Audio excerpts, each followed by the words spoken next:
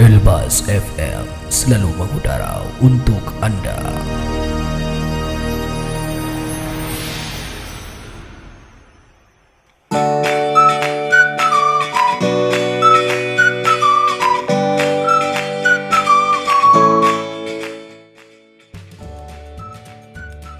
Gitu ya. Dia lebih menerapkan tadi ya. Iya. Tapi kalau untuk ibu-ibu yang jualan pasar mungkin dia akan lama amat Bu katanya gitu ya. Antri banyak. Iya.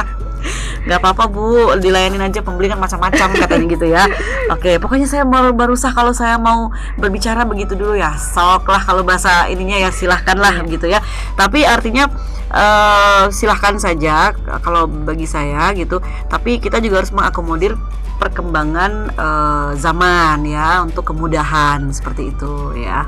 Oke, ini sepertinya mengenai jual beli ini panjang ya. Benar ya. Kita baru sampai ke rukun ini. Rukun ya, baru sedikit saja gitu baru ya. sedikit saja. Mungkin akan kita lanjutkan ke part selanjutnya. Iya. Dan jangan lupa untuk klik subscribe, like, comment, and share ya. Silakan untuk yang ada pertanyaan silahkan berikan komentar di kolom komentar ya. Atau ada tambahan boleh juga ya. Baik rekan setia, kembali lagi di channel Radio Elbas ya, yang selalu setia. Jadi setia dari radio kembali ke YouTube kita ya. Tetap menemani ruang dengar rekan setia ya. Dan bersama saya Ayu, kita akan melanjutkan podcast Ruang Ekonomi.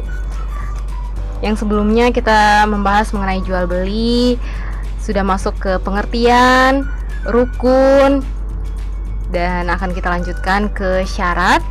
Dan tetap dengan narasumber kita Ibu Khairia Elwardah ya. Oke, boleh kita silahkan ya. Ibu untuk melanjutkannya kembali. Oke, ya, saya senang sekali memang ya, kalau inilah enaknya kalau di podcast itu ya, jadi bisa belajarnya dinikmati dengan santai tapi ilmunya tetap dapat ya.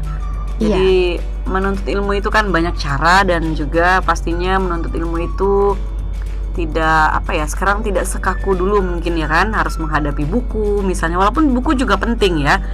Artinya sudah ada kemudian itu ya, jangan sampai tidak dimanfaatkan ya kan. Sudah, kalau bahasa kita itu sudah sesantai ini loh gitu ya, sudah sesantai ini loh. Sambil-sambil di rumah ya. Iya, mana ada dulu ya kan belajar sambil mana, mungkin nggak akan terbayang belajar mendengarkan tuh sambil makan misalnya begitu ya kan.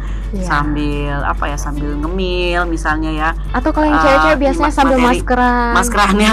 Ya, ini pasti bisa sambil maskeran bisa ya. Jadi tuh kupingnya pasang di headsetnya pasang di kuping, kemudian dia tetap bisa maskeran, ilmu dapat ya. Nah, jadi kita lanjut lagi ya untuk rekan setia podcast Elbas dan juga rekan Ayu dan juga rekan operator ya.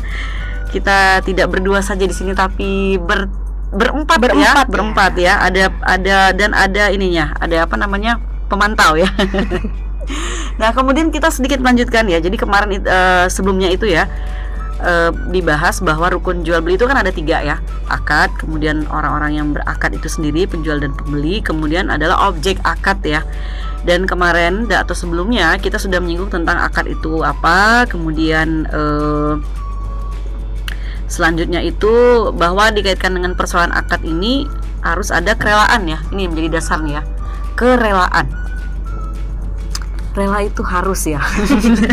Oke ya. Jadi kerelaan itu kan ada yang saya ingat betul waktu diskusi dulu ya sama dosen, Pak, Bu, itu kan rela itu bagaimana cara menilainya? Orang boleh saja manis di bibir katanya begitu ya kan. Lain di hati ya kan. Oke, lain di kantong ya. Jadi adanya kerelaan itu tidak bisa dilihat kan begitu ya. Karena atau kerelaan ada indikatornya apa? Iya, betul. Bagaimana orang saya bilang rela tapi hati saya nggak rela. Yang suka-suka kamu dong berarti gitu katanya ya. Jadi karena kerelaan itu kan berhubungan dengan hati, benar ya.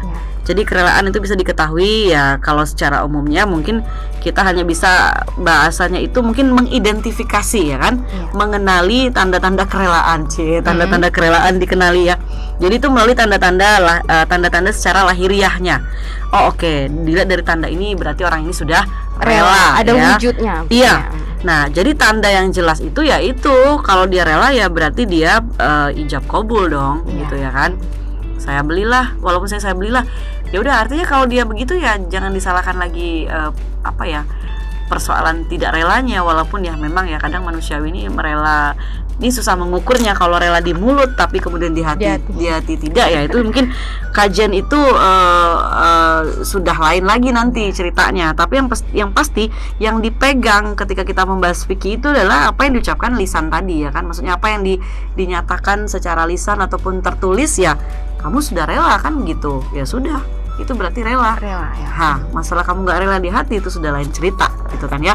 Jadi ijab dan qabul ya, karena memang di sini juga disampaikan oleh Rasulullah SAW bahwa janganlah dua orang yang jual beli berpisah sebelum saling meridoi, gitu ya. Jadi ridho itu ya di Islam ini ya itu ya, ridho, rela ini menjadi hal yang harus dipenuhi ya, luar biasa. Ada juga mungkin dalam riwayat lain, misalnya diriwayatkan dari Ibnu Hibban dan Ibnu Majah bahwa sesungguhnya Rasulullah SAW bersabda, sesungguhnya jual beli hanya sah dengan saling merelakan. Jadi dengan redaksi yang berbeda, tapi intinya memang saling meridoi, saling merelakan itu kata kunci ya bagi akad. Nah, oke, jadi ini mungkin jual beli yang menjadi tapi ada juga mungkin begini ya rekan Ayu dan juga rekan Setia ya, jual beli yang menjadi kebiasaan saat ini kan memang kaitannya dengan faktor kebiasaan ya. Jual beli sesuatu yang menjadi kebutuhan sehari-hari terkadang kan tidak lagi disyaratkan adanya ijab dan qabul seperti di statement kan tadi begitu ya. Saya beli ini ya seharga sekian misalnya gitu ya, tapi cukup dengan Pak saya mau beli sayurnya Pak ada sayur nggak, atau misalnya misalnya kita ke warung ya, kalau ke warung misalnya you ada masako nggak gitu ya kan, ada merek ya. Ups, wah, ini berbayar mahal ini ya. Misalnya ada ini aja udah garam ya, kalau garam kan mau mereknya, ada garam nggak gitu ya, ada garam, ada berapa misalnya gitu kan, bahasa kebiasaan kita kan begitu ya kan. 1.000 ya sudah, oke deh beli satu. Nah kan gitu ya, oke beli satu. Kadang-kadang belum kita ngucap juga penjual sudah menyatakan beli satu, ya oke satu gitu. Sudah ada ijab qabulnya. Iya, ada ijab qabulnya.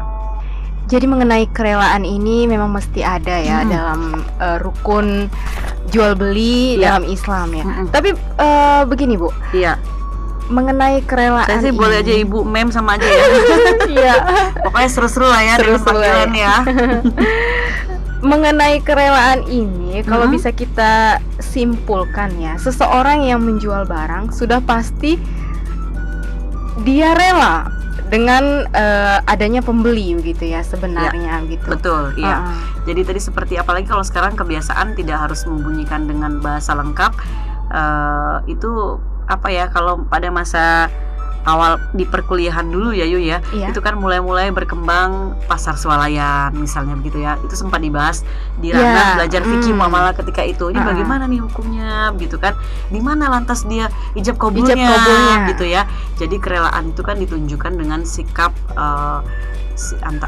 pembeli yang memang ditunjukkan dengan dia menyetujui untuk pengambilan barang yang akan dia beli di rak ataupun yang dipajang, dan penjual dan rela, iya benar, dengan barangnya didisplay dan diambil oleh pembeli. Nah seperti itu ya. Jadi ini yang memang harus perluas lagi cakrawalanya, karena yang namanya muamalah itu kan akan terus berkembang dan terus maju seiring dengan perkembangan zaman. Yang pasti kita harus mengetahui kan dasarnya fikih muamalah itu kan selagi tidak ada yang mengharamkan, udah soklah boleh gitu kan. Ayo gitu. Dasar hukumnya itu semua boleh. Semua boleh. Sebelum betul. Ada dalil yang mengharamkan. Benar. Jadi kata kuncinya itu saja ya. Kalau yang sering tahu belajar fikih muamalah itu konsepnya ini harus dipahami. Jadi tidak usah mana dalil kebolehannya, nggak usah nanya begitu. Jadi ada dalil pengharaman kan? Enggak. Ya berarti boleh. Seperti itu. Ya itu ranahnya fikih muamalah begitu. Kecuali nanti kita fikih ibadah yang memang harus halal haramnya jelas ya. Haram misalnya tidak boleh dilakukan karena dia menyangkut ibadah, terutama ibadah mahdoh gitu ya. Misalnya sholat, ya sudah, kalau dari dulu yang kita ketahui dalam kajian ya misalnya 5 kali sehari, ya sudah 5 kali sehari, tidak boleh ada penambahan kan gitu. Oh iya, Ayu baru ingat mengenai kaitan ini, ada kaidah di muamalah itu al aslu fil muamalati al ibahah. Benar sekali ya. atau bisa juga dibahasakan al aslu fil asya, juga boleh al ibahah gitu ya, atau fil muamalah itu ibahah, kebolehan ya. Oke, kebolehan. Nah, kemudian kita masuk lagi untuk ke yang kedua ya, kita kejar yang kedua. Kalau tadi kan rukunnya adalah yang pertama akadnya ya, rekan ayu dan semuanya. Yang kedua tadi kan ada terkait dengan pembeli dan penjual. Nah, ini kan ada syaratnya juga ya yang harus dipenuhi, karena kita masuk ke pembahasan rukun dan syarat jual beli, maka ada rukun, ada syarat dari masing-masing rukunnya, kan gitu. Nah, untuk rukun jual beli yang kedua, yaitu orang yang melakukan akad gitu ya, maka syarat-syaratnya adalah di sini juga harus dinyatakan dengan jelas. Jadi Islam itu jelas ya, fikih itu jelas begitu. Yang pertama adalah baligh ya, berakal. Nah, ini tujuannya kan agar tidak mudah ditipu ya, walaupun menipu itu memang sudah jadi kaidah yang haram untuk menipu, tapi SDM kan juga dipersiapkan untuk jelas begitu ya, makanya berakal gitu. Karena nanti kalau orang, bagaimana dengan orang yang gila misalnya, kan itu sudah jadi kajian tersendiri lagi berarti ya, pengalihan dari ini. Berarti di sini disyaratkan bahwa orang yang bertransaksi itu perdagangan atau jual beli adalah harus baligh. Maka dengan sendirinya batal akadnya kalau di sini memang anak kecil ya yang belum baligh, mungkin paling tidak mumayyiz gitu ya, yang bisa membedakan mana yang baik dan buruk. Kalau misalnya yang kecil yang masih belum sampai mumayyiz misalnya, ini emang akan ada perdebatan. Tapi yang pasti kan jelas, maksudnya di sini kriterianya baligh, berakal, begitu ya. Jadi orang gila, orang bodoh, sebab mereka tidak pandai, dianggap orangnya tidak pandai mengendalikan harta, kan gitu. Nah, oleh karena itu sekali lagi anak kecil, misalnya orang gila dan orang bodoh, maka artinya tidak boleh dia menjual harta, ya kan, sekalipun itu miliknya. Ya itu tadi, karena dianggap nanti akan ada unsur penipuan, kan tidak balance nanti ya kan, yang maaf ngomong pembeli orangnya gila, yang membeli orangnya waras gitu ya. Jadi dihindari. Bisa jadi nanti ini kan melibatkan mungkin ada pihak ketiga atau saudaranya atau siapa misalnya yang memang bisa membantu melakukan itu. Jadi wali ya. Iya, betul sekali. Oke.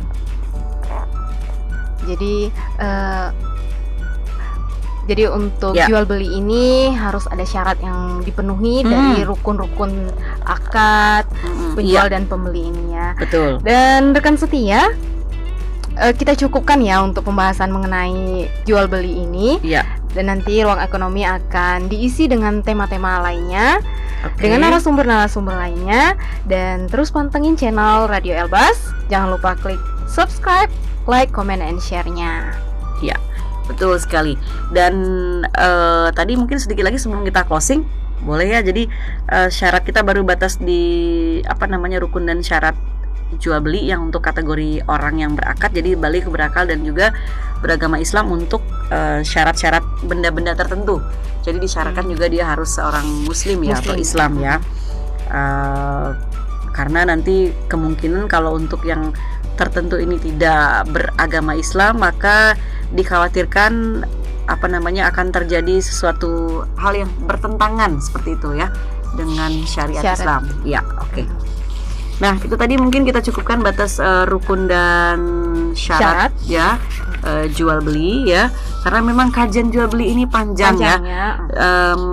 Selebihnya nanti mungkin bisa belajar sambil mandiri untuk para mahasiswa yang mengambil mata kuliah fikih muamalah, ataupun juga nanti bisa dikaji lebih lanjut di luar podcast seperti itu ya. Ataupun nanti podcastnya berkelanjutan lagi ya. Dan boleh tanggapannya ya di kolom komentar. Betul. Boleh kritik, saran juga untuk podcast kita. Dan sampai jumpa di podcast selanjutnya. Assalamualaikum warahmatullahi wabarakatuh. Waalaikumsalam warahmatullahi wabarakatuh.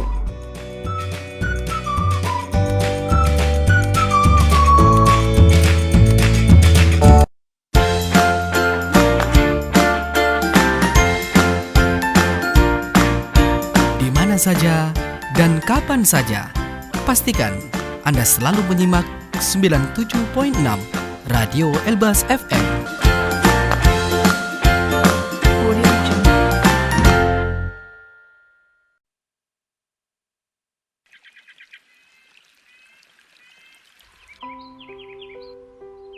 kicauan ini terancam tak terdengar lagi karena saat ini hampir 250 spesies burung di Indonesia terancam punah. Mari kita hidup berdampingan dan melestarikan keanekaragaman hayati demi kehidupan anak cucu di masa mendatang dan mengurangi dampak perubahan iklim.